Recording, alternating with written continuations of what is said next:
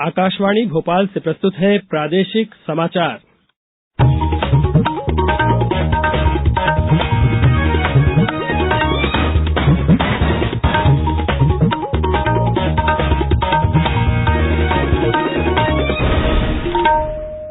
नमस्कार, समाचारों के साथ मैं नवनीत चौबे।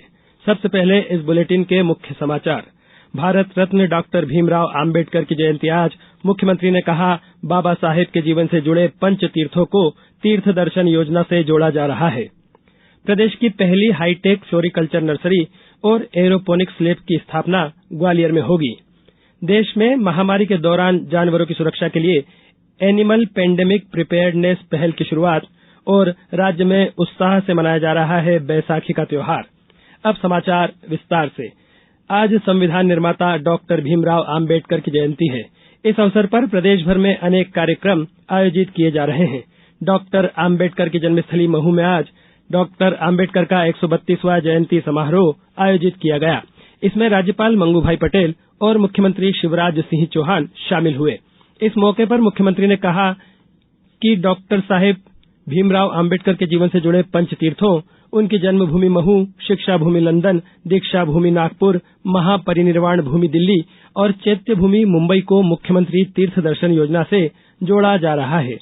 उन्होंने कहा कि बाबा साहेब डॉक्टर आम्बेडकर की जन्मभूमि महू आने वाले श्रद्धालुओं की सुविधा के लिए महू में सर्व सुविधा युक्त धर्मशाला का निर्माण किया जाएगा।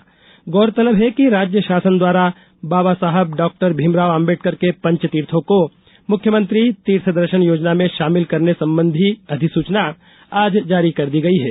वहीं कार्यक्रम को संबोधित करते हुए राज्यपाल मंगूभाई पटेल ने कहा कि भारतीय संविधान के मुख्य वास्तुकार भारत रत्न बाबा साहेब भीमराव आम्बेडकर की पवित्र और पावन जन्मस्थली आकर मैं खुद को धन्य महसूस कर रहा हूं। राज्य के सतना, बैतूल, छिंदवाड़ा, देवास, बड़वानी, अशोकनगर, धार सहित अन्य जिलों में भी डॉक्टर भीमराव आम्बेडकर की जयंती मनाए जाने के समाचार मिले हैं। उद्यानिकी और खाद्य प्रसंस्करण राज्य मंत्री भारत सिंह कुशवाहा ने कहा है कि प्रदेश की पहली हाईटेक फ्लोरिकल्चर नर्सरी और एरोपोनिक्स लैब की स्थापना ग्वालियर में होगी। लैब का कार्य अगले माह के पहले सप्ताह में शुरू किया जाएगा। किसान कल्याण एवं कृषि विकास विभाग, राज्य कृषि विपणन बोर्ड और उद्यानिकी एवं खाद्य प्रसंस्करण विभाग की संयुक्त कार्ययोजना में सम्मिलित इस लैब की स्थापना के बारे में मंत्रालय में हुई उच्च स्तरीय बैठक में यह निर्णय लिया गया। अब सुनिए आकाशवाणी के लोकप्रिय कार्यक्रम प्रधानमंत्री की मन की बात पर आधारित विशेष श्रृंखला। आज की कड़ी का विषय है पूर्वोत्तर राज्य के लोगों से अपने सभी मुद्दों को शांतिपूर्वक सुलझाने का आग्रह। हम 21वीं सदी में हैं, जो ज्ञान, विज्ञान और लोकतंत्र का युग है। क्या आपने किसी ऐसी जगह के बारे में सुना है जहां हिंसा से जीवन बेहतर हुआ हो? क्या आपने ऐसी किसी जगह के बारे में सुना है जहां शांति और सद्भाव जीवन के लिए मुसीबत बने हो? हिंसा किसी समस्या का समाधान नहीं करती। दुनिया की किसी भी समस्या का हल कोई दूसरी समस्या पैदा करने से नहीं, बल्कि अधिक से अधिक समाधान ढूंढकर ही हो सकता है। आइए हम सब मिलकर एक ऐसे नए भारत के निर्माण में जुट जाएं जहां शांति हर सवाल के जवाब का आधार हो। मन की बात पर आधारित विशेष श्रृंखला आप प्रतिदिन सुन सकते हैं हमारे सुबह और शाम के प्रादेशिक समाचारों में। प्रधानमंत्री नरेंद्र मोदी ने मन की बात में 25 अक्टूबर 2020 को मध्य प्रदेश के सिंगरौली की अध्यापिका उषा दुबे का जिक्र किया था, जो स्वयं का चलता फिरता पुस्तकालय चलाती हैं। उन्होंने आकाशवाणी से मन की बात की 100वीं कड़ी को लेकर कही अपने मन की बात। नमस्कार, मेरा नाम उषा दुबे है। मैं शासकीय पूर्व माध्यमिक विद्यालय हरईपुर, जिला सिंगरौली में शिक्षक के पद पे कार्यरत हूँ। मैं अपने गांव के बच्चों के लिए चलता फिरता पुस्तकालय चलाती हूँ। मेरे इसी प्रयास की चर्चा मन की बात कार्यक्रम में आदरणीय प्रधानमंत्री जी ने की थी। जब कोरोना काल में जब विद्यालय बंद थे, तब बच्चों की पढ़ाई न रुके, इसके लिए मैंने एक फ्रेंड की सहायता से अपनी स्कूटी पर ही बच्चों के लिए चलित पुस्तकालय बनाया और पुस्तकों के साथ मैं बच्चों के घर घर तक जाती थी। मन की बात रेडियो कार्यक्रम हम सभी देशवासियों को आदरणीय प्रधानमंत्री जी से जोड़ने का एक अवसर प्रदान करता है। इस कार्यक्रम में देश के लिए कुछ अच्छा करने वाले साधारण लोगों की कहानियों को आदरणीय प्रधानमंत्री जी देशवासियों को बताते हैं। और उन कहानियों से हम सभी को कुछ अच्छा करने की प्रेरणा मिलती है। हर माह की आखिरी रविवार को मन की बात कार्यक्रम का मुझे बेसब्री से इंतजार रहता है। मैं उस कार्यक्रम को सुनती हूँ और उस कार्यक्रम में आदरणीय प्रधानमंत्री जी जिन लोगों की कहानियों को बताते हैं, उन कहानियों को मैं अपने छात्रों तक भी पहुँचाती हूँ, ताकि हमारे छात्र ऐसी कहानियों से प्रेरणा लेकर के देश के लिए कुछ अच्छा कर सके, एक अच्छे नागरिक बन सके। धन्यवाद। अब समाचारों में वक्त है एक ब्रेक का। ये समाचार आप आकाशवाणी भोपाल से सुन रहे हैं। हमारे समाचारों को अब आप कभी भी और कहीं भी अपनी सुविधा के अनुसार सुन सकते हैं। ये समाचार बुलेटिन YouTube, ट्विटर और फेसबुक पर AIR न्यूज भोपाल पेज पर भी सुने जा सकते हैं। इसके अलावा आप हमारी वेबसाइट newsonair.nic.in पर अथवा AIR न्यूज ऐप पर भी समाचार सुन सकते हैं। ब्रेक के बाद समाचारों में एक बार फिर आपका स्वागत है।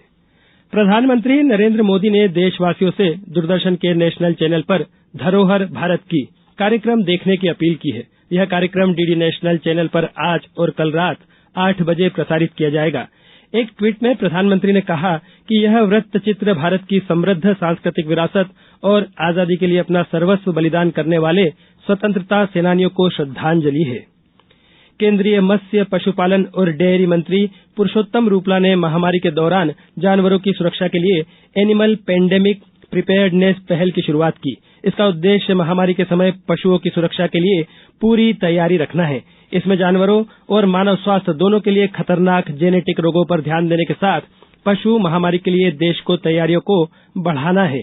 इसमें सामुदायिक आउटरीच के माध्यम से पशु चिकित्सा सेवाओं और बुनियादी ढांचे, रोग निगरानी क्षमताओं और किसानों के बीच जागरूकता लाने में भी मदद मिलेगी।